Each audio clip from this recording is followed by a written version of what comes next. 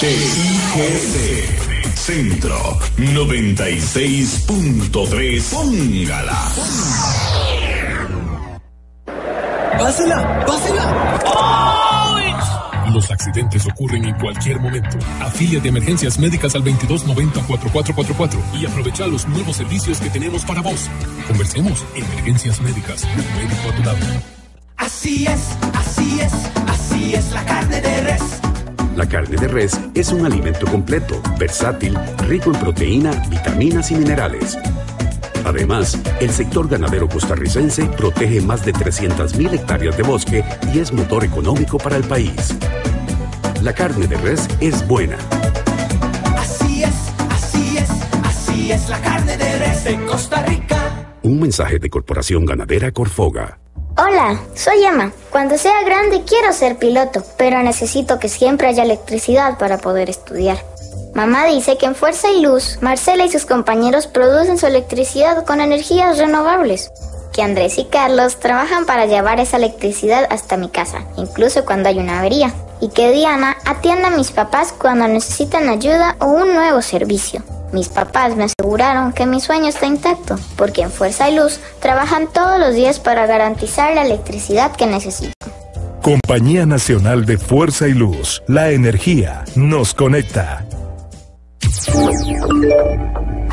WhatsApp, programa Horizontes, 83 41 41 42. Envíenos sus comentarios, noticias, audios y videos al WhatsApp, programa Horizontes, 83 41 41 42.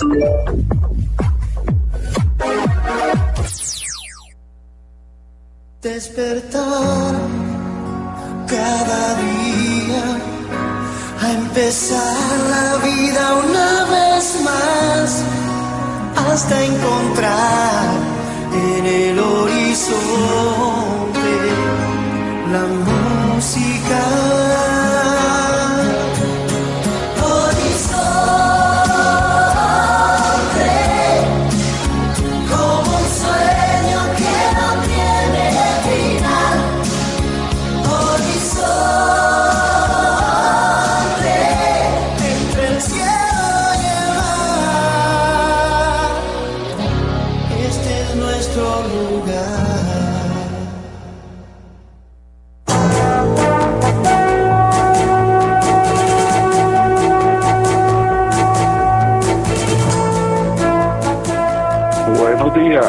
Buenos días a nuestro compañero Alex Morales en los controles principales.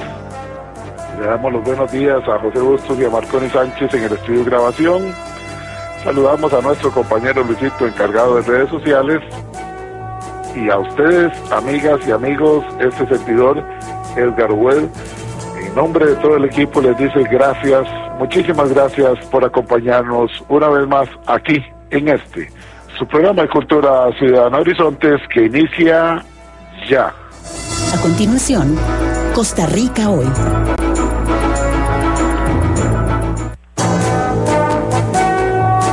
Gracias, amigas, gracias, amigos, por iniciar la semana con su programa de Cultura Ciudadana Horizontes.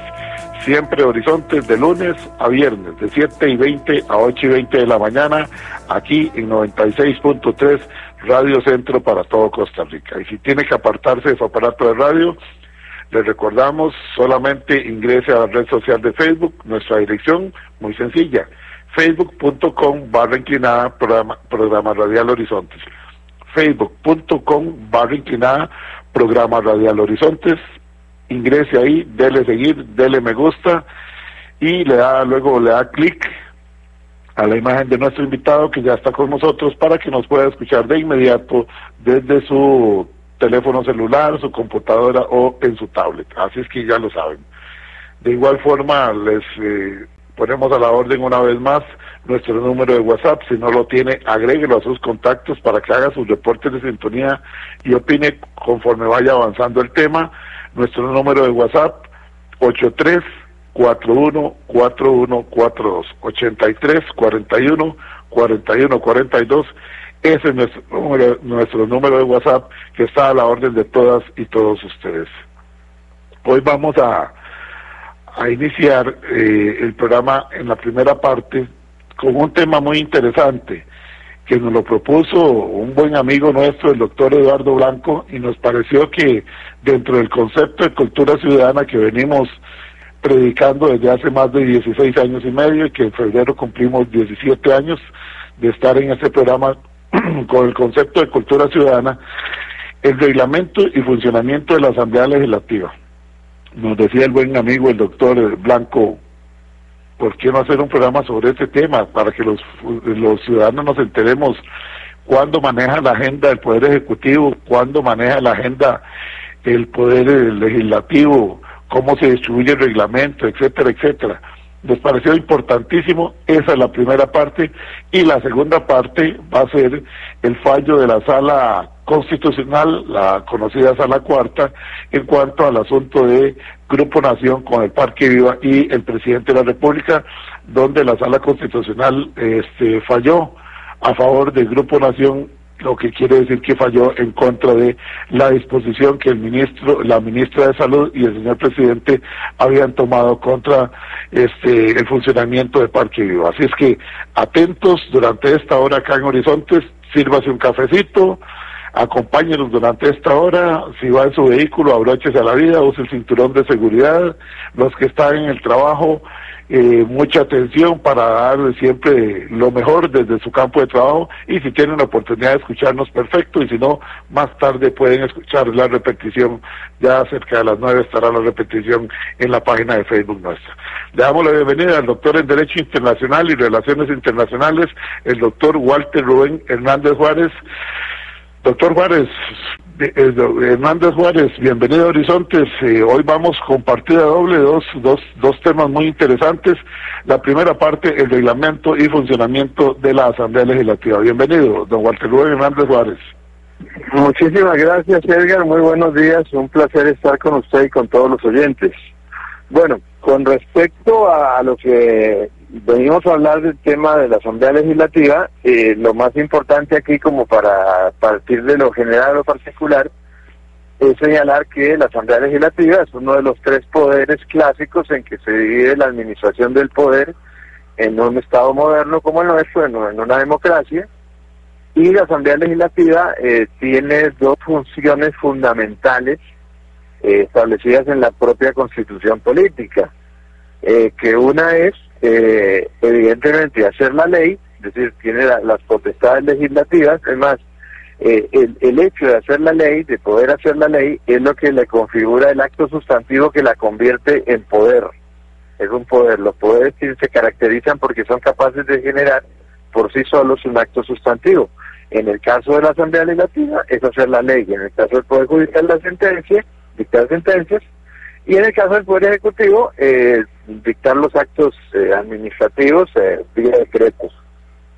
En el caso de la Asamblea Legislativa, de poder tener. Se nos corta, don Walter, se nos corta ahí, se nos cortó un poquitito la señal, tal vez se nos hace el favor y nos repite. Es decir, es una potestad totalmente obligatoria que tiene la Asamblea Legislativa de conocer los proyectos, dictaminarlos y ya sea aprobarlos o rechazarlos, pero tiene que hacer la ley. Entonces, aparte de eso, la Constitución política le establece la facultad de ejercer el control político. Bueno, ya tenemos delimitado, digamos, el panorama general. A partir del artículo 105 de la Constitución encontramos la forma en que está organizada la Asamblea Legislativa. Cómo se instala, cómo se escogen los diputados, cómo se instala el directorio, cuáles son los periodos, de qué manera se puede elegir. Sabemos que la legislatura, que es el año de trabajo, comprende de el 1 de mayo de un año al 30 de abril del año siguiente. Eso se llama legislatura. En cada Asamblea Legislativa hay una ¿cómo se llama? Una posibilidad de que incluso el directorio pueda ser reelegido de manera indefinida, a diferencia de lo que pasa con otros cargos públicos durante esos 4 años. Y el reglamento de la Asamblea Legislativa nace producto de las funciones que le establece a la Asamblea Legislativa uno de los artículos más largos que tenemos en la Constitución Política, que es el artículo 121. El artículo 121, en su inciso 22, dice que la Asamblea Legislativa se dará su propio reglamento.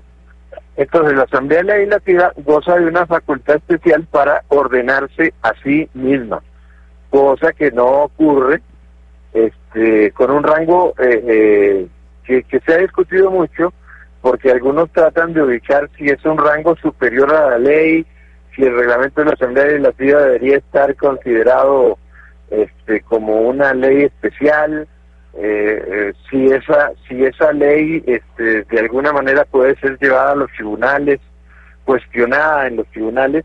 Y en efecto sí, el reglamento se ha considerado que si llegara a ser una ley, ni estar por encima de la ley, el reglamento, al ordenar internamente a la Asamblea Legislativa y al ordenar los procedimientos legislativos en la forma de establecer las comisiones, en la forma de trabajar, perfectamente podría darse una situación en la que el cumplimiento o el incumplimiento de alguna normativa del reglamento sirva de base para proceder a plantear, por ejemplo, una acción de inconstitucionalidad, y puede ser sujeto al control de constitucionalidad, que lo hace el Poder Judicial por medio de la Sala Constitucional, que fue creada mediante ley. Es decir, el reglamento goza de unas características diferentes a la mayoría de los reglamentos, porque los reglamentos en general son los que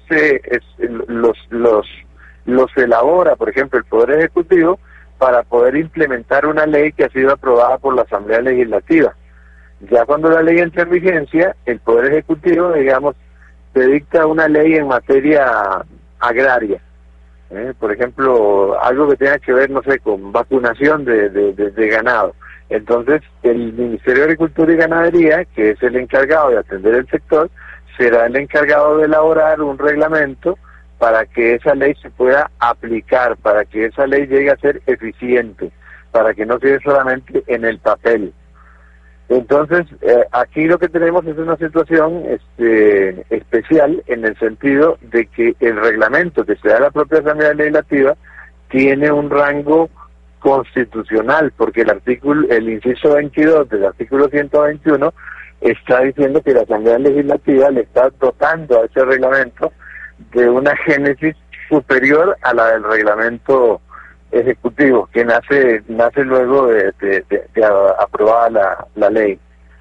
Con respecto al funcionamiento interno de la Asamblea Legislativa, bueno, básicamente la Asamblea Legislativa se divide, los 57 diputados se dividen en diferentes comisiones. Existen comisiones permanentes ya establecidas y fijadas en el propio reglamento, que algunas de las más conocidas es la Comisión de Hacendarios, la Comisión de Asuntos Internacionales, la Comisión de Jurídicos, etcétera. Y hay también una serie de comisiones que se crean especialmente para conocer algunos temas específicos. Inclusive se puede dar la posibilidad, y se ha dado muchas veces, de que una comisión pueda ser una llamada comisión mixta, que está integrada por diputados y personas que no son diputados, no son miembros de la Asamblea Legislativa, para efectos de dictaminar, de aportar y arrojar luz sobre un tema específico que luego será conocido, ya propiamente dicho, por los diputados, que son los miembros con derecho a voz y voto en la Asamblea Legislativa. Las comisiones, como le digo, también tenemos una cosa interesante en nuestro modelo, que varió a partir de los años 90, que es la posibilidad de que el plenario delegue la potestad de hacer la ley en comisiones especiales con potestad legislativa, y van a conocer algunas específicas, algunos temas específicos. No van a conocer todos los proyectos de ley, pero pueden conocerlos. Se integran de la misma manera que se integra el plenario, es decir, las comisiones tienen que respetar la proporcionalidad de miembros que le integran con relación a la proporción de diputados que cada partido político representado en la Asamblea tiene. Así es como funciona. Después, realmente es interesante porque sí es un reglamento muy bien elaborado. Pareciera que se cuidan todos los detalles y la representación de todos los partidos que a su vez, valga la redundancia, están representando a los ciudadanos que votaron por ellos. O sea, hay una representación prácticamente total. Vea, Edgar, precisamente por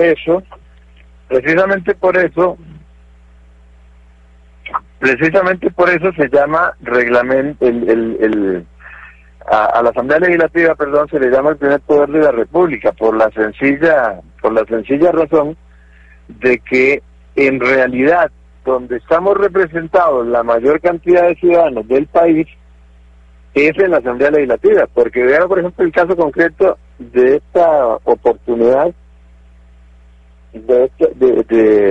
con el actual presidente. El actual presidente en la primera ronda obtuvo un 9.9% de los votos. Eso le permitió llegar a la segunda ronda.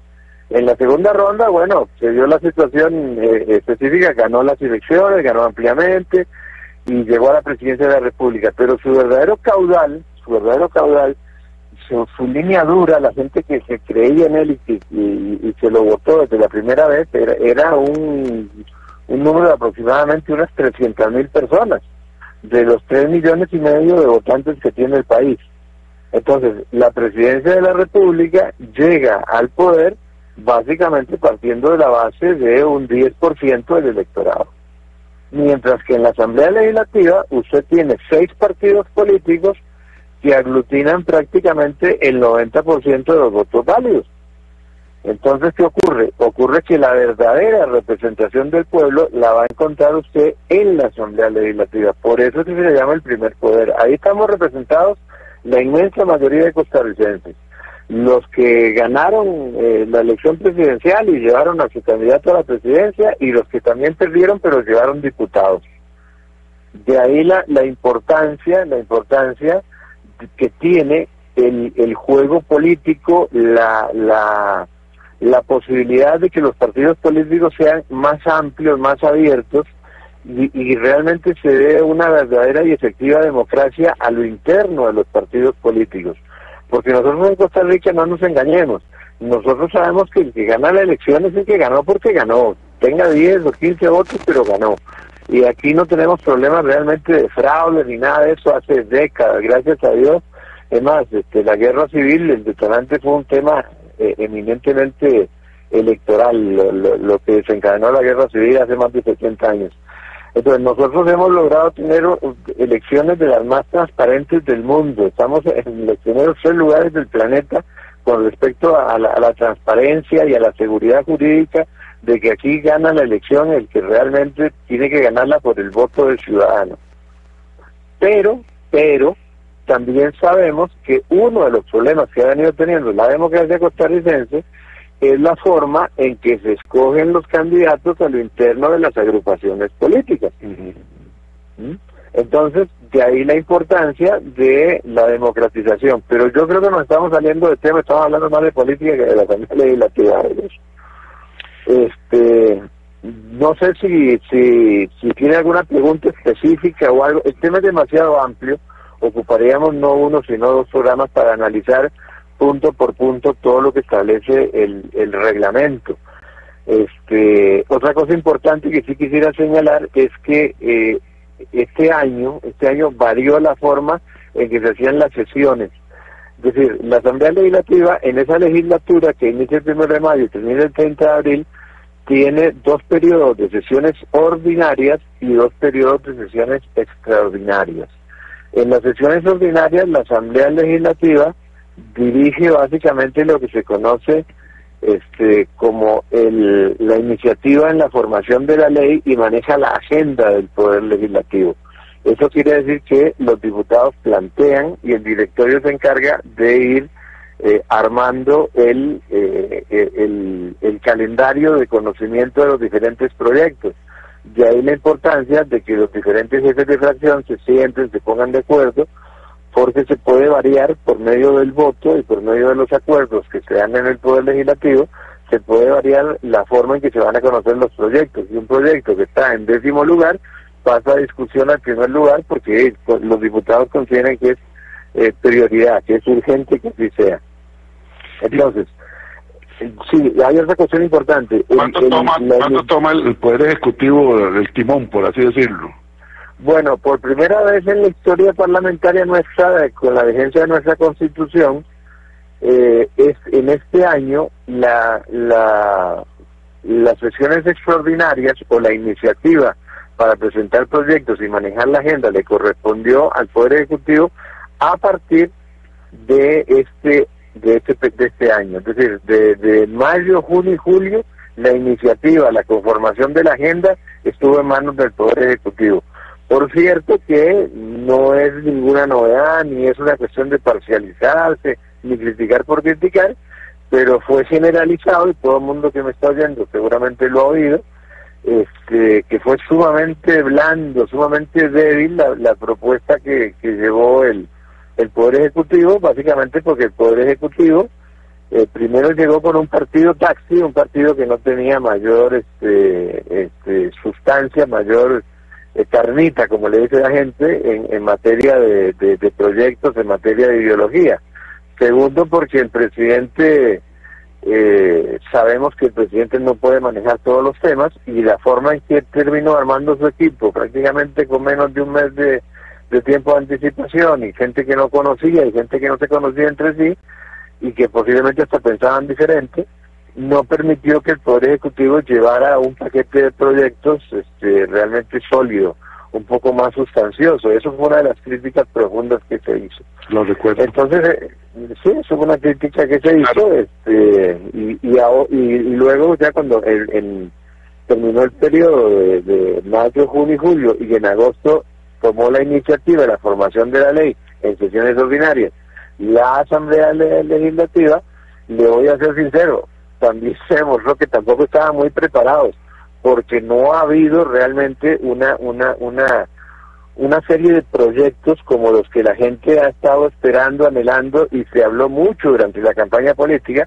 para atender los temas de reactivación económica, fundamentalmente, los temas de educación, un rezago grande que venimos teniendo en nuestro modelo educativo, y las otras áreas importantes, ¿verdad? Infraestructura y seguridad ciudadana, digamos que son 4 grandes áreas que en este momento podrían haber sido prioritarias, sin dejar de lado temas importantes como la salud y mantener el tema de la vacunación, revisar hasta qué punto la pandemia nos va a seguir constreñiendo en algunas áreas, etcétera, etcétera. Pero básicamente el pueblo ha esperado, y la gente que nos interesa el tema y lo seguimos, nos hemos quedado esperando. Incluso el gobierno, el 16 o 17 de agosto, al cumplirse los 100 días de gobierno, lanza un anuncio que fue un tanto extraño, porque en vez de anunciar lo que habían iniciado o los proyectos que habían presentado y que iban a llevar adelante para que el país empezara a reacomodarse en este periodo que ya estamos finalizando, esperemos que estemos finalizando realmente la pandemia y por otras circunstancias, en medio de una crisis mundial por el tema de la guerra en Ucrania, por el tema del petróleo, en fin, por un montón de problemas que conocemos, el gobierno hace un anuncio como si estuviera empezando el 8 de mayo. Es decir, no hubo un anuncio de que ya se hubiera empezado a hacer algo. El anuncio fue hasta los 100 días vamos a hacer esto. Y básicamente fue un paquete de proyectos muy cuestionable, que se tienen que discutir, que no dejan de ser muy importantes, pero que básicamente lo que hicieron fue generar un debate muy intenso y una toma de posiciones, incluso una atomización en algunos sectores, que era la venta de algunos activos fundamentalmente. Y le dio un trabajo enorme a la Asamblea Legislativa desde el punto de vista de que, bueno, la Asamblea Legislativa, la mayoría de las cosas que pretende o dijo que pretendía hacer el Poder Ejecutivo son temas que va a tener que atenderlos en la Asamblea Legislativa, porque es la que en definitiva tendrá que aprobar o improbar la venta de ciertos activos como el Banco de Costa Rica, el Banco ICSA, la venta de acciones del Instituto Nacional de Seguros, y otra serie de temas. Nos hace un comentario el oyente, nuestro buen amigo Hakuna Matata, dice, buenos días, recordarle también a don Walter que los proyectos que tenía que presentar el Ejecutivo en este periodo fueron los mismos que dejó el Ejecutivo anterior, es decir, no podía meter proyectos nuevos, lo que puede hacer es escoger, ¿es así? Vea, el tema es que precisamente muchas gracias a Hakuna Matata, precisamente iba a mencionar eso, de que además algunos de los proyectos más importantes, como el tema de las jornadas, variar el horario de la jornada laboral y la jornada de 12 horas, la ley de empleo público, ciertas reformas, etcétera, etcétera, vienen de una agenda posterior. Entonces, no ha habido realmente un trabajo. Y más, le voy a decir una cosa, no solamente es culpa del Poder Ejecutivo, yo siento que hay una gran responsabilidad de parte del Poder Legislativo de haberse sentado primero internamente a negociar algo realmente sustancial y poner prioridades de cuáles son los problemas urgentes y graves del país. Segundo, sentarse luego con el Poder Ejecutivo y sacar adelante los proyectos, y sin dejar por fuera una cosa vital que a veces parece que la gente se olvida, que es el Poder Judicial. El Poder Judicial, por ejemplo, en este periodo ha sido víctima más de ataques que de otra cosa, como por ejemplo fue el tema de quitarle por parte del Ministerio de Hacienda a la hora de confeccionar el proyecto de ley del presupuesto nacional, que es una cosa importante que la gente lo tenga claro. El presupuesto nacional nace primero como un proyecto de ley. Ese proyecto de ley, la misma Constitución establece que debe ser presentado más tardar el 1 de septiembre de cada año, para que la Asamblea Legislativa lo empiece a conocer, lo pueda modificar, lo pueda aprobar o improbar. Y digo esto porque ha habido muchas críticas y hemos escuchado a algunos diputados atacando, defendiendo los cambios que le hizo la Asamblea Legislativa, que si uno no conoce realmente la Constitución, los únicos que pueden hacer eso son precisamente los diputados. El ministro de Hacienda, que no sé cuál fue la técnica que utilizó para elaborar el presupuesto, porque básicamente la mayoría de los jerarcas le envían, digamos en el mes de julio, le envían al Ministerio de Hacienda sus proyectos de presupuesto para el año siguiente, porque ellos conocen y saben cuáles son las necesidades que tiene su ministerio.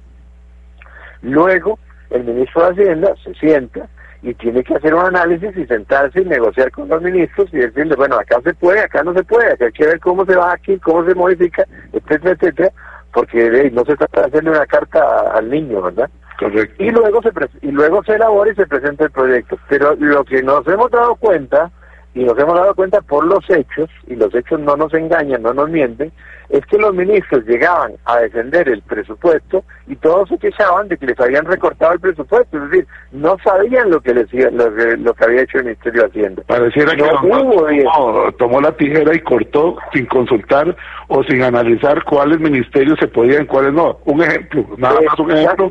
Seguridad Pública es un ejemplo. Estamos en una crisis de seguridad. Estamos pidiéndole policías de primer mundo, pero le quitamos 1.000 millones al presupuesto. Realmente así no se puede, definitivamente. Eso como un ejemplo. No. Vea, Edgar, y también pasó con el Poder Judicial. Usted también. Uno porque es abogado y lo vive todos los días, porque los operadores del derecho, en el caso mío como litigante, uno sufre todos los días los temas del ministerio, del Poder Judicial, pero a lo interno del Poder Judicial, la gente a veces trabaja con las uñas. Es cierto que a veces se critica y se habla y se dicen cosas con respecto a que si el salario de los magistrados, pero vean, los salarios no son lo que la gente cree, las jornadas de trabajo son terribles, la carga de trabajo es terrible.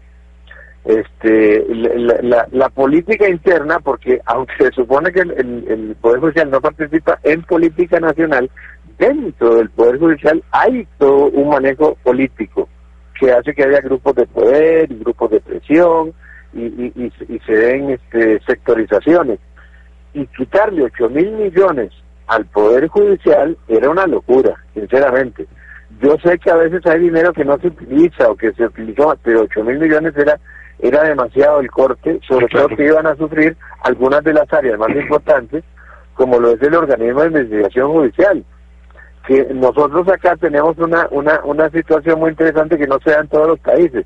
Aquí, la policía represiva o la policía administrativa, la fuerza pública, cumple un rol específico de atender la seguridad en las calles, de atender una emergencia, etcétera, etcétera.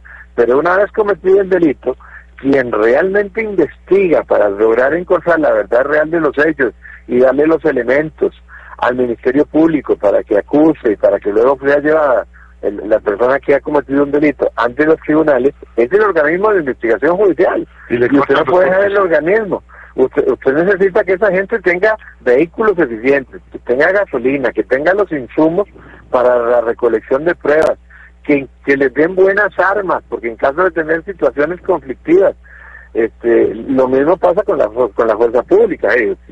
La gente no está en la policía. Yo creo que hay policías que a veces disparan 2 tiros cada 3 meses. Eso es una locura. Sí. Tiene que verse involucrado en un enfrentamiento en la calle, y lo que va a tener es un problema grave. Vamos a ir a una pausa, don Walter, si le parece, y dejamos por acá este tema de la Asamblea Legislativa, de los presupuestos, que es algo muy interesante, y en próximos programas lo volvemos a ampliar. Y venimos en la segunda parte con lo que es la resolución de la Sala Cuarta o la Sala Constitucional, donde anula las gestiones que había realizado, el cierre propiamente del Parque Viva del Grupo Nación, y además de eso condena al Estado costarricense. Vamos a una pausa y retornamos.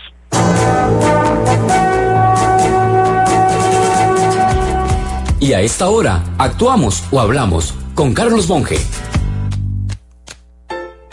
En mi juventud, dada la limitación de recursos, todo se utilizaba hasta el límite. De ahí que había familias de varios niños en que raramente alguno estrenaba, porque la ropa se iba trasladando de unos a otros según fuera su crecimiento. Si los zapatos todavía se sostenían en los pies, sin importar apariencia, pues todavía servían. Sucedía lo contrario a la realidad actual, con gastos por marcas, uniformes y renovación de aparatos. Pues bien, en aquellas condiciones no se podía desechar un cuaderno que no estuviera lleno, porque si le quedaba espacio este año, se utilizaba el siguiente. Así llegué a la universidad, y a pesar de tener recursos por mi vida laboral, mantuve la costumbre adquirida, utilizando los cuadernos hasta donde se pudiera. Eso tenía sus repercusiones, ya que al inicio del periodo de clases se escribía muy relajadamente, porque había muchos renglones nuevos y limpios a disposición. Pero con el paso de los meses se venía la crisis del espacio. Entonces, en mi caso, me volvía más atento y concentrado ante lo que se exponía en cada lección, tratando de asimilar lo más posible para escribir lo menos. Se iba la cantidad y venía la calidad en el aprendizaje. ¿Será eso lo que nos sucede cuando llegan las canas y el cuaderno de la vida se va llenando? Que empezamos a prestarle más atención a ciertas cosas y ya no nos enredan tanto con superficialidades ni apariencias. Es decir, escogemos mejor lo que queremos anotar en el cuaderno. Claro, mientras haya cuaderno, hay que seguir escribiendo.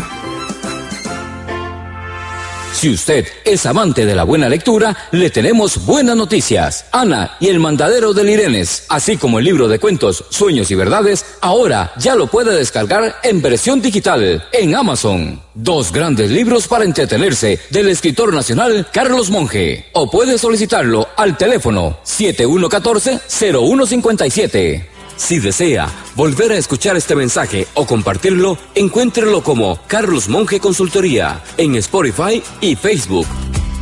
Carlos Monge te presentó Actuamos o Hablamos.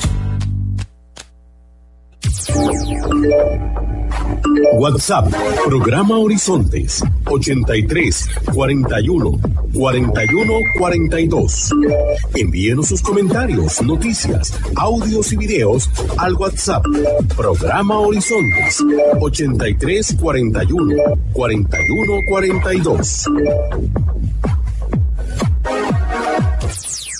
Así es, así es, así es la carne de res. La carne de res es un alimento de primera calidad. Posee altas propiedades nutricionales gracias a sus niveles de hierro, vitaminas y minerales para una dieta equilibrada. Además, es una excelente fuente de proteína que ayuda al desarrollo de la masa muscular. La carne de res es nutritiva. Así es, así es, así es la carne de res de Costa Rica. Un mensaje de Corporación Ganadera Corfoga. Hola, soy Emma. Cuando sea grande quiero ser piloto, pero necesito que siempre haya electricidad para poder estudiar. Mamá dice que en Fuerza y Luz, Marcela y sus compañeros producen su electricidad con energías renovables. Que Andrés y Carlos trabajan para llevar esa electricidad hasta mi casa, incluso cuando hay una avería. Y que Diana atiende a mis papás cuando necesitan ayuda o un nuevo servicio. Mis papás me aseguraron que mi sueño está intacto, porque en Fuerza y Luz trabajan todos los días para garantizar la electricidad que necesito. Compañía Nacional de Fuerza y Luz. La energía nos conecta. ¡Pásela! ¡Pásela! Los accidentes ocurren en cualquier momento. Afíliate a Emergencias Médicas al 2290-4444 y aprovecha los nuevos servicios que tenemos para vos. Conversemos. Emergencias Médicas. Un médico a tu lado. Retornamos en Horizontes. Aquí estábamos viendo con don Walter algunas de las situaciones. Vamos a la segunda parte. La noticia le dio vuelta al mundo a partir del día viernes de la semana pasada. El viernes 21 nos enteramos del fallo de la Sala Constitucional, donde deja sin efecto lo actuado por el Poder Ejecutivo y más que eso, condena al gobierno de la República al pago de daños y perjuicios. Lo actuado por la ministra de Salud y el presidente de la República queda sin efecto, dice la orden de la Sala Constitucional. La noticia le dio la vuelta al mundo. Por ejemplo, aquí tenemos la publicación de la Deutsche Welle de Alemania. Dice: Justicia de Costa Rica anula cierre del Parque Viva y condena al Ejecutivo. La justicia costarricense argumentó que anuló la orden de cierre en defensa de la libertad de prensa y que el parque es propiedad del Grupo Nación. El gobierno dijo que no había sido notificado. Y parte de lo que dice acá, dice el gobierno en una declaración que emitió el mismo viernes, dice declaración. En 4 líneas fue lo que respondió el gobierno. Dice: el gobierno de la República es respetuoso de la institucionalidad del país y de la separación de poderes. No hemos recibido notificación del fallo de la Sala Cuarta, por lo que no podemos comentar al respecto. El gobierno continuará defendiendo la salud y la seguridad ciudadana de acuerdo a nuestra constitución política. Ojo que dice de acuerdo a la Constitución, no más allá de la Constitución. Y también dice aquí dentro de la información, la Sala Constitucional de la Corte Suprema de Justicia en defensa de la libertad de prensa, pilar esencial de toda democracia, declaró por mayoría con lugar un recurso de amparo impuesto por un grupo de periodistas del diario Nación contra el cierre del Parque Viva. Se condena al Estado al pago de costas y daños y perjuicios causados por los hechos que sirven de fundamento en la declaratoria, los que se liquidarán en ejecución de sentencia de lo contencioso administrativo. Es decir, viene para abajo todo lo que se había actuado. Don Walter, para que usted nos dé unas pinceladas, tenemos aquí exactamente 13 minutos y medio, 14 minutos tenemos para que usted nos analice este fallo. Muchísimas gracias, Edgar. Bueno, vea, primero decirle a los oyentes y a usted que yo no tengo el texto que presentó, el amparo presentado por este grupo de periodistas. Correcto. O sea, no es de conocimiento público hasta el momento. Es decir, se podría acceder ahí y recuerdo, pues yo personalmente no lo he leído ni estudiado. Por lo tanto, tampoco conozco cuál fue, normalmente cuando a uno le notifican de un amparo, la Sala Constitucional a la persona que está siendo recurrida, en este caso que era el Ministerio de Salud, el Gobierno de la República, le dan un plazo de 3 días para que mediante una declaración jurada, es decir, un informe con carácter de declaración jurada, informe y presente su descargo a la sala. Y luego el magistrado instructor analizará, elaborará un borrador que discute con el resto de los magistrados, y ahí se vota y se decide si el amparo procede, no procede, a favor o en contra. Así es básicamente cómo funciona. La materia constitucional en tema de amparos ya sea el recurso de amparo propiamente dicho o el recurso de habeas corpus, es sumamente expedita, ¿ok? No es diferente a la acción de inconstitucionalidad, que sí es más extensa.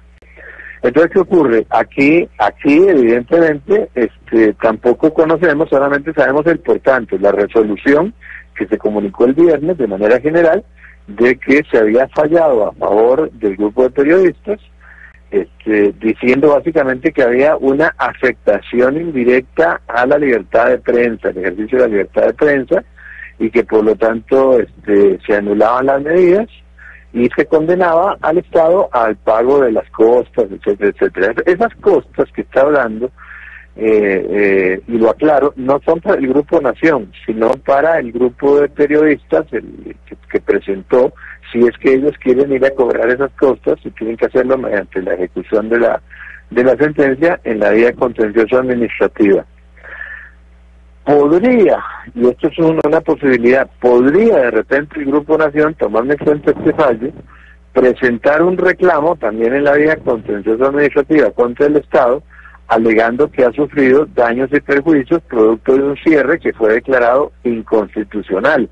Y eso sería un proceso largo, porque los procesos en la vía contenciosa administrativa no son breves, donde podría lograr de repente una condena, y donde lo que la condena sería una reparación económica que tendría que pagar el Estado. Eso es otra cosa diferente, es decir, y no sabemos si el Grupo Nación estará interesado en hacerlo o dejará las cosas como están. Y cuando hablamos de dejar las cosas como están, también tenemos que hablar del gobierno, porque el gobierno, usted mismo lo decía ahora cuando estaba leyendo el comunicado, habla de mantener la vigilancia sobre la salud pública y la seguridad ciudadana de acuerdo a la Constitución, y no habló de acudir a una instancia supraconstitucional, como por ejemplo sería la Corte Interamericana de Derechos Humanos, para tratar de invalidar este fallo de nuestra sala constitucional, cosa que ya en el pasado ha ocurrido, sobre todo por parte de particulares, donde se han logrado fallos de la Corte Interamericana que también son largos, es decir, no se dejan de manera expedita, porque es todo un trámite, toda una procesión donde primero hay que acudir a la Comisión de Derechos Humanos en Washington, hay que presentar el caso, hay que ver si lo acogen, y si ellos lo acogen, entonces lo envían a la Corte, para que la Corte también proceda con todos los mecanismos internos y el debido proceso que ellos tienen, a fin de finalmente lograr una sentencia que puede condenar a un Estado, como nos ha pasado en ocasiones anteriores, como fue el tema, por ejemplo, de la doble instancia en materia penal, también por un tema que nació del periodismo, como pasó recientemente con unos periodistas que les fallaron a favor después de 17 años, y como otros temas que hemos tenido.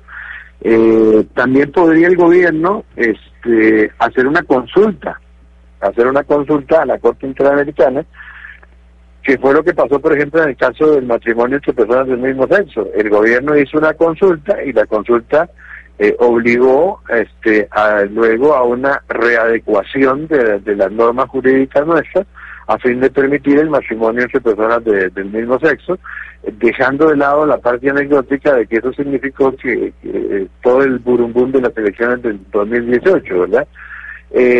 En este caso, perfectamente el gobierno, si no se encuentra satisfecho con la resolución de la sala, y básicamente porque la sala se ha basado en argumentos que tomó de la Corte Interamericana, aparentemente, lo digo porque no he podido, todavía no está el fallo completo, aparentemente se ha basado en temas de la Corte Interamericana de Derechos Humanos, en una serie de artículos de la Convención, igual que también se dice de que hay 3 fallos anteriores de la Corte Interamericana en el mismo sentido de tutelar las violaciones producto de ataques indirectos, es decir, de afectaciones indirectas a la libertad de prensa. Es decir, yo quiero afectar, por ejemplo, la libertad de prensa. ¿Cómo lo puedo hacer? Que ocurrió en algunos países en Sudamérica, por ejemplo, recuerdo el caso de Argentina en algún momento, el diario Clarín de Buenos Aires, básicamente le negaron el papel. Para publicar un periódico usted necesita papel. Son unos enormes rollos de papel para poder publicar el periódico. Bueno, entonces era una manera indirecta de afectar la libertad de prensa. Si de parte del Poder Ejecutivo en ese momento usted le negaba la entrega del papel, les negaba la compra del papel, de tal manera que no podían sacar el periódico a la calle, sencillamente no había dónde imprimirlo. Entonces, eso se considera una afectación indirecta al ejercicio de la libertad de prensa. En este caso se consideró por parte de la sala, es lo que yo además es que también es un poquito en la parte de la presunción, de que el cierre del Parque Viva afectaba económicamente al periódico, y eso afectaba de manera directa el ejercicio de la profesión de periodista a este grupo de periodistas que lo interpusieron. Y también quiero hacer una aclaración. Creo que el gobierno ya de una vez por todas zanjaría cualquier cosa acudiendo a la Corte Interamericana.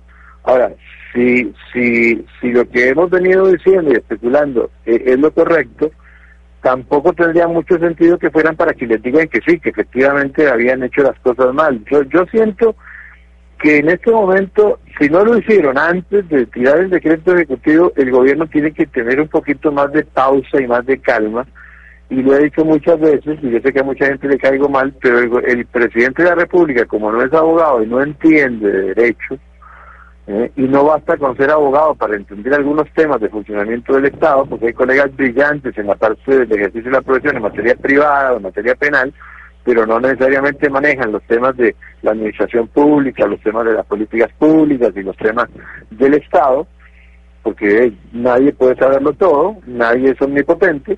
Entonces lo que necesita el presidente y su equipo de gobierno es gente que entienda esto y que lo asesoren correctamente, porque además el equipo que integró de manera directa no tiene juristas, es decir, no hay abogados. La ministra de la Presidencia no es abogada, el ministro de Justicia es licenciado en Derecho y es abogado, pero él ha trabajado toda su vida como policía en el organismo y era subdirector del organismo, es decir, una persona que en su trabajo, sin conocerlo yo, debe haber hecho un buen trabajo para llegar a ese cargo, pero básicamente eso no lo califica para manejar un Ministerio de Justicia desde el punto de vista estrictamente judicial y no dedicarse solamente a adaptación social. No, y de hecho parece que se dedica más a adaptación social, porque vemos que está centrado en las requisas, en las cárceles y eso.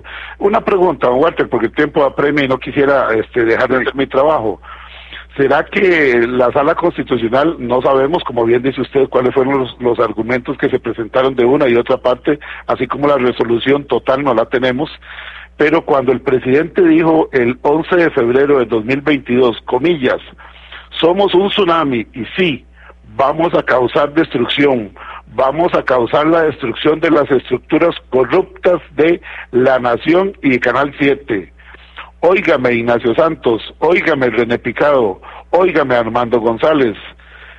Eso cierra comillas, aseguró el candidato presidencial en una reunión con los partidarios en los que también estaba la periodista Pilar Cisneros, tenemos por acá en la información. Se pudo haber tomado esto como lo anunció el 11 de febrero del 2022 y una vez en el poder vino ya usando ese poder como decimos popularmente, cumplo la amenaza o me saco el clavo, no, en fin, no sé, esto podría haber afectado, usted como abogado, si el Grupo Nación presentaba esto como una amenaza desde un principio, pudo haber afectado la resolución, o será porque no se cumplió con el debido proceso ir escalando el asunto, sino que de una vez, sin darles chance de nada, se fueron al cierre del Parque Viva. Y hablando del Parque Viva, por acá nos dice un amigo oyente que él es vecino del Parque Viva, y dice textualmente, don Ronald Wright Chambers, soy vecino del Parque Viva, mi único interés es que cuando el parque tenga actividad, o sea, no se opone a la actividad, dicha actividad no afecte la mía, las largas presas para salir o entrar a mi casa es terrible. Si se tratara de una emergencia, imagínense, dice. Y bueno, por acá dice don Wilbur, que nos está escuchando, ¿cómo que falló a favor del Parque Viva? No se había enterado y se está enterando aquí por Horizontes. Doña Flora también dice, solo quienes hemos vivido un Parque Viva podemos entender el malestar de los vecinos. Quiere decir que doña Flora también es vecina. Y así hay muchos comentarios. Don Marco Aya Chavarría dice, en sintonía de Heredia, atento al programa, respetados expositor de hoy, el programa de lujo, como siempre. Otro por acá, el último que vamos a leer. Buen día, don Edgar. Además de los compañeros, mi opinión es sobre el Parque Viva, y qué fatal que se está violentando la disposición del Ejecutivo entre la prensa, la Asamblea y el Poder Judicial, y la Sala Cuarta está a punto de que el pueblo explote, y eso nadie lo quiere para nuestro país. Pero ya es demasiado, todo tiene un límite, estamos con el gobierno y con doña Pilar, dice Beto. Bueno, sigamos hablando de derecho y el asunto del fallo de la Sala Constitucional.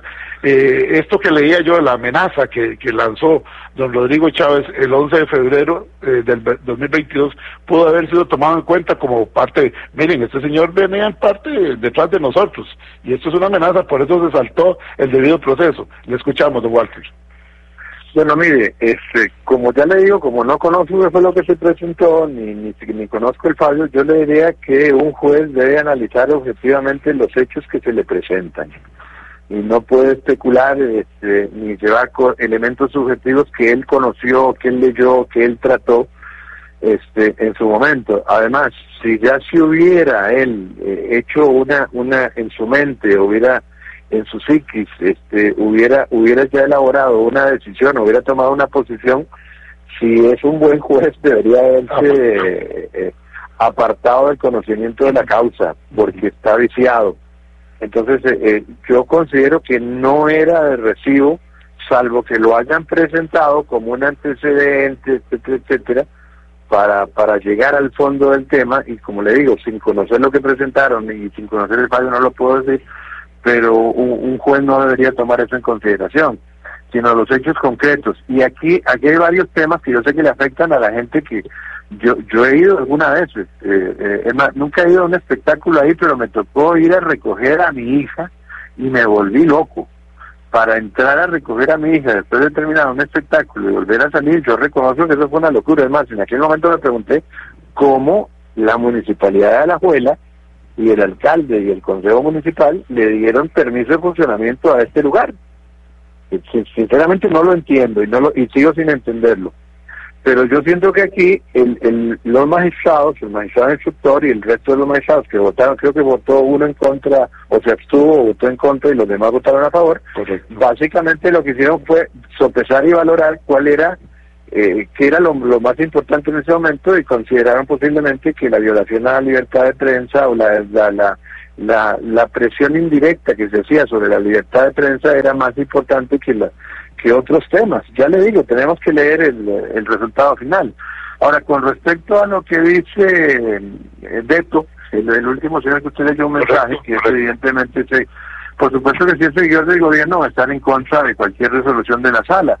Y hay muchísima gente que está molesta por esto y han dicho cosas terribles en redes sociales, en la prensa, en los comentarios en la calle, etcétera, etcétera. Pero yo le voy a decir una cosa, acá lo importante es que sigamos como costarricenses manteniendo la ecuanimidad, mantengamos el diálogo dentro de los límites del respeto, sin ofender y sin insultar a la gente.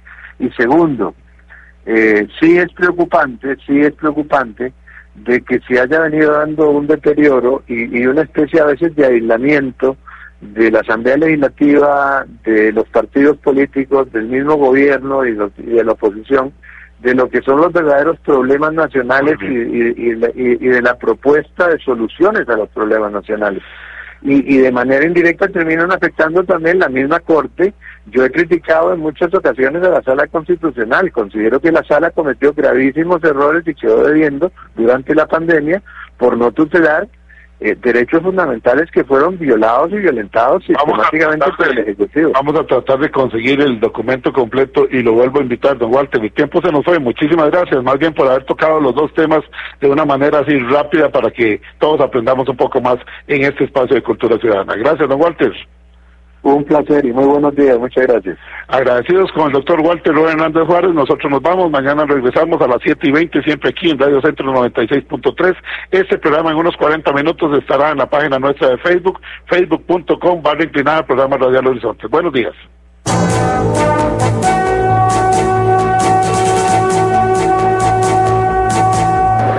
¡Pásela! Los accidentes ocurren en cualquier momento. Afíliate a Emergencias Médicas al 2290-4444 y aprovecha los nuevos servicios que tenemos para vos. Conversemos. Emergencias Médicas, momento acordado. Así es la carne de res. Puedes elegir entre más de 34 cortes diferentes y prepararlos como más te gustan. Al horno, a la plancha, a la parrilla, en salsa, en picadillo, en sopas. La verdad es que hay cientos de formas de hacer una rica receta con carne y sorprender a todos en casa. La carne de res es versátil. Así es, así es, así es la carne de res de Costa Rica. Un mensaje de Corporación Ganadera Corfoga. WhatsApp, programa Horizontes, 83 41 41 42. Envíenos sus comentarios, noticias, audios y videos al WhatsApp, programa Horizontes, 83 41 41 42.